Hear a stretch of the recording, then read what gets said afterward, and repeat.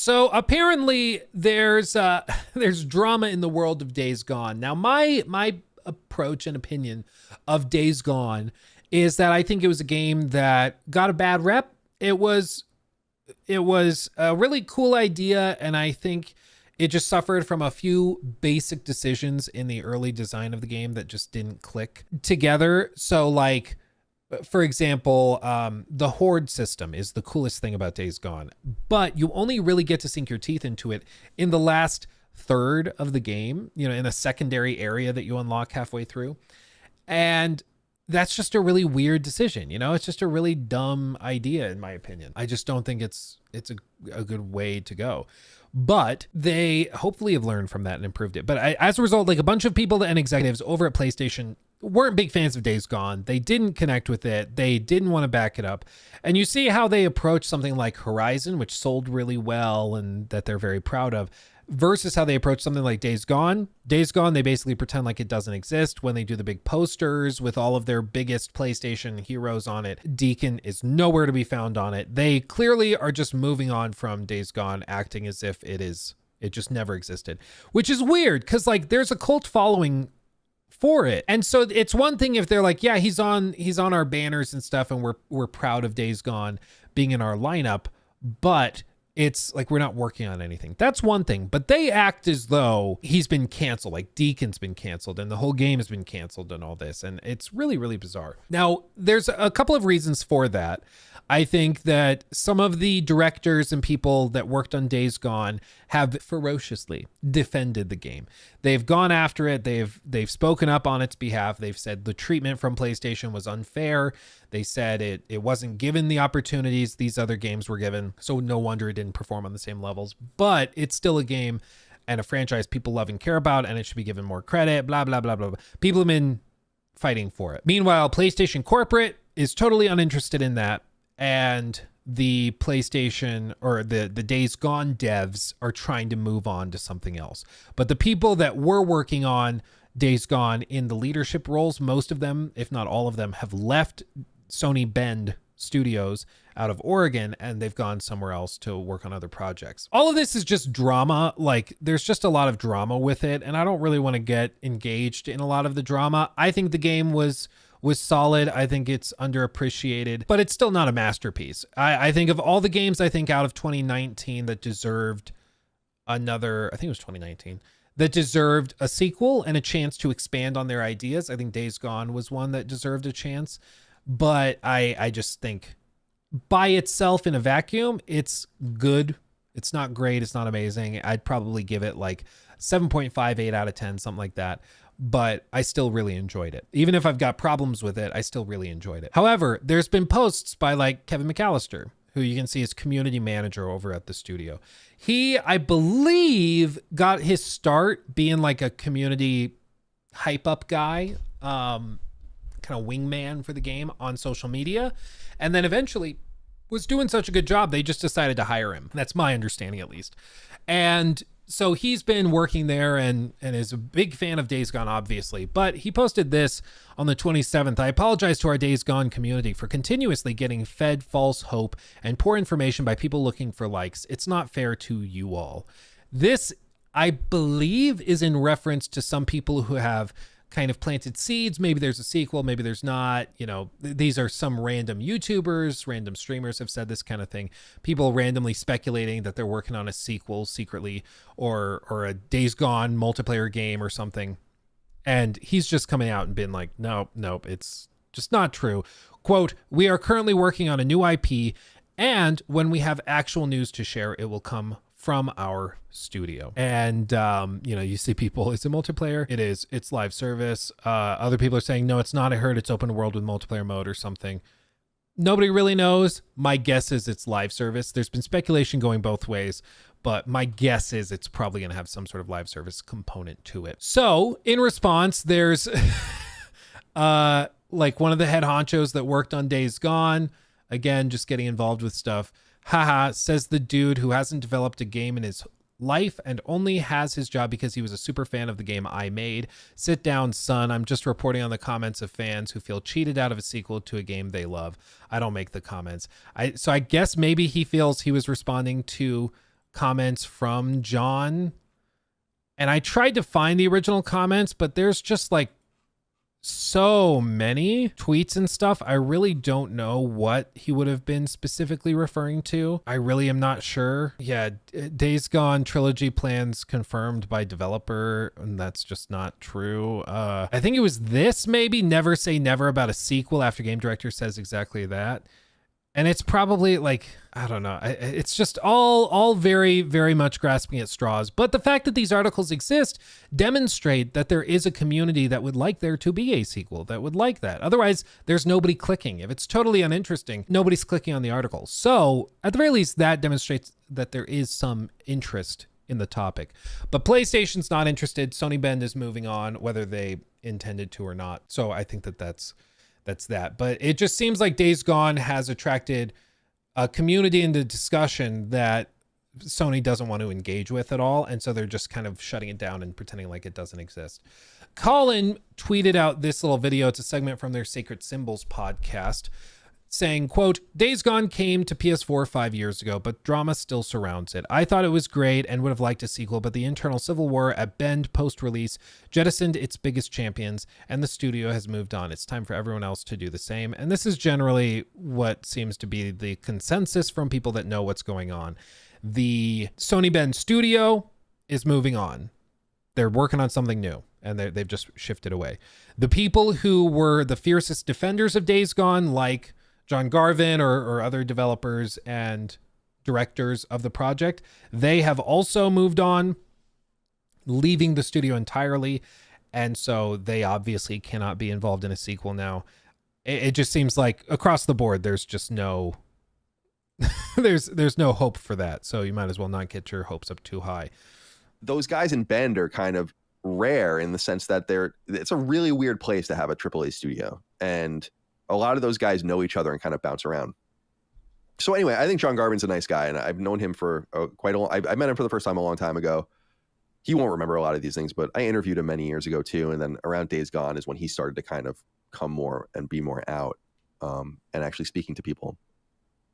But it is getting a little weird, the public contention that people like him and Jeff Ross, who was the lead designer of the game, and some other people have about a Days Gone sequel that didn't happen, and really the civil war at the studio that occurred. And I think part of this, at least from what I've seen in social media in response to the discussions over a sequel, there is a subset of the gaming community that buys into the idea that the reason Days Gone was not allowed to be successful was because it was like a gruff white dude as the protagonist, and that didn't fit in with like the DEI desires for this and that. In my view, I just don't know. Like, there were articles written where people were like, oh, it's just another gruff white dude. That's the last thing we need.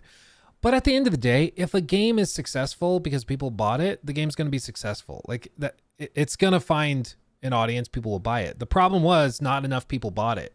You know, if it sells 5 million copies, Sony's going to make a sequel. Like, it just doesn't matter if it doesn't check off these boxes, you know? So I think it's a bit of revisionist history to kind of look at it through that filter. Just the game was buggy. The game didn't really meet the quality standard people expected from PlayStation. And so it reflected kind of poorly on them.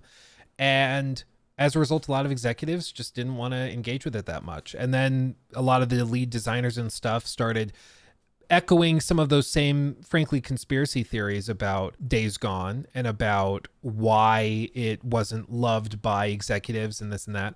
And I think it's just generally not that, it's not that helpful. Because again, if the game sold well, it would have gotten a sequel, but it just frankly didn't. People just didn't really connect with it. It did well, like Ayuka is saying in chat, it did well once it went on sale and once it was included, I believe, in PlayStation Plus for free. Then people played it and loved it, but people were just not willing to buy it at full price. And that's the core of the issue at the end of the day. It wasn't because Deacon was white. It wasn't because he was a dude. It wasn't because he drove a motorcycle. It's just frankly because people didn't buy it. And that's often all this that this really comes down to. I'm not put off by it because it's interesting, but it's just, I don't really understand why this is still going on. What happened at Bend, for people that don't know, and a lot of people wouldn't, is there was like a major civil war behind the scenes there. And the guy that ended up staying and kind of runs the team now, Christopher Reese, was kind of the guy amongst and his kind of cadre of people that won out. And I think the anger John Garvin harbors is because Days Gone actually did do really well. And it wasn't a critical darling, but it did sell a lot. And he had noted specifically the stats I'm guessing Colin's referring to, unless he has numbers that are I've not seen and maybe aren't public. The articles and stats that show that it sold well and has garnered X number of copies and this and that, they also include the copies gained and the players gained through deep sales, promotions through like PlayStation Plus, things like that.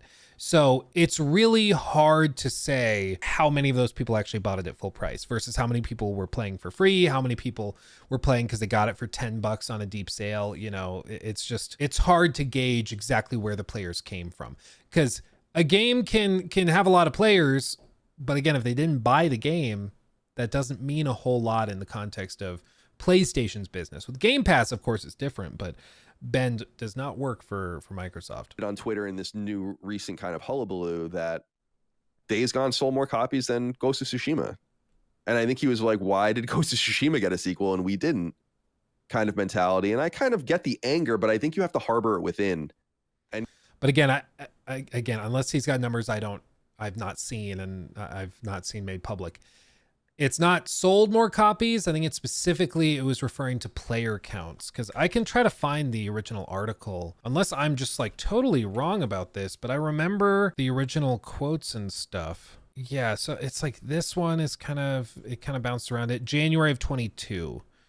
It was based on a post by Jeff Ross. He was the lead designer on the game. At the time I left Sony, Days Gone had been out for a year and a half and a month, and sold over 8 million copies. It's since gone on to sell more, and then 1 million plus on Steam. Local studio management always made us feel like it was a big disappointment. Let's see. This positioned against Ross, revealing Sony management considered Days Gone sales a big disappointment. According to the former Bend studio director, Days Gone would go on to sell over 9 million copies worldwide. Sony being disappointed with Days Gone sales isn't exactly new. Last year in 2021, a report claimed that Bend tried unsuccessfully to pitch Sony a sequel. According to the report, a lengthy development and mixed critical reception to the original game had Sony turning down the pitch and instead assigned Bend to help Naughty Dog develop their multiplayer project, which would eventually be canceled. Ross went on to reveal other details about the situation surrounding Bend in the replies to his original tweet above. While it was originally reported that Bend was assigned to develop Naughty Dog projects as well as a new entry in the Uncharted franchise, Ross seemingly pushed back against this notion, responding to a follower that nobody was forced to do anything at the studio. Additionally, Ross also claims to have heard anecdotes about Sony refusing to sell IP rights for Days Gone. Quote, "I've heard anecdotes they won't even sell the IP to another publisher." But when have they ever sold IP? That doesn't mean a whole lot to me, because when has Sony sold IP? Like that's some Embracer Group crap. I don't think Sony does that. I mean, the tough thing with this is like sold over 8 million copies, including the deep sales. Because after a game launches with kind of poor critical feedback, it's tough to sell it for full price, obviously. I wonder if I can find this. Yeah, so like here, this is April of 2020. It's 50% off. So again, you can say 8 million copies, but if a bunch of those were purchased at 50% off, like that, like every 2 copies, you basically divide the number by 2, and that's effectively what that means. Whereas Ghost of Tsushima has been pretty close to full price the majority of the time because it's so well received. I wonder what, like 2019, they scrubbed it here. It takes forever to pull up, but see what the sales prices were like. Unable to find this page. So he was saying by a year and a half. Much like 2019. Like, here's the deal. I would love for there to be a sequel for Days Gone. I would love it. I would be so excited if we saw that trailer drop randomly. I would love it. I'd eat it up. But I think that some of the discussion and discourse around Days Gone gets fairly conspiratorial, and it often takes anecdotes or little pieces of information. Yeah, still, remember when games were $60? It takes little pieces of information that are not that helpful and then tries to extrapolate that into a broader conspiracy that Sony doesn't like Days Gone and shut it down. Because here's the thing. The one thing about corporations is that they care about what? Money. That's the number one thing they care about. It's really, in many ways, the only thing they care about. Even the people that get all into like the DEI discussions, those people, it's still to try and attract investors to get more money, right? Like it's to try to get BlackRock to give them cash. So it still always goes back to money. And at the end of the day, if a game like Days Gone made a lot of money, they would make a sequel. Apparently, it didn't make enough money for them to feel confident a sequel would lead to any sort of significant kickback. That could be for numerous reasons. It could be that they just weren't confident in the dev team. It could mean that they weren't confident in the dev cycle. Maybe the game was just taking so long to put together and they wasted so many resources that they're like, we just don't know if you guys have it in you. There were so many potential other factors that go into this. It's not that simple to just be like, we made a pitch and the game sold okay, or even like well or very well once it was put on sale. It's just sometimes not that simple. There's other considerations. I would love for there to be some sequel eventually, but I think at the end of the day, it just seems more likely to say that Days Gone, for whatever reason, was not super profitable, didn't actually generate the profits that they were hoping for, and as a result, they weren't greenlit for a sequel, and that sucks.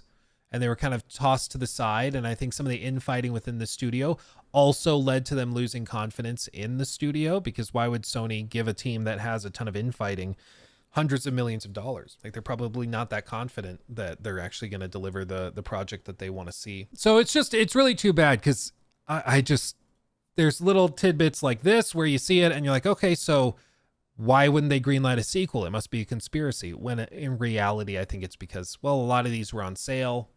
A lot of this just didn't click together. And I believe Jeff Ross even has a statement about that. Yeah, Garvin, who's no longer with Sony Ben, was asked if he heard Days Gone being added to PlayStation Plus collection on PS5 caused a meaningful uptick in engagement. And he replied, I do have an opinion on something that your audience may find of interest, and it might piss some of them off. See, the general vibe is that a lot of the devs that worked on it are just pretty ticked about how all this went down.